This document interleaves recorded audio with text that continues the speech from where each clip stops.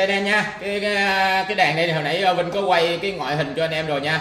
Giờ chỉ đánh nốt sơ sơ lại cho anh em test cái âm thanh thôi nha.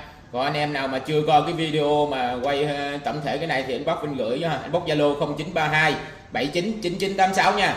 Đó, inbox Zalo rồi Vinh sẽ gửi bộ hình với lại cái video bên ngoài của cái này cho anh em. Cái này Vinh thanh lý 8.600.000 nha, hàng Vinh đang chơi sưu tầm chơi ha. Bây giờ thanh lý lại 8.600.000 nha.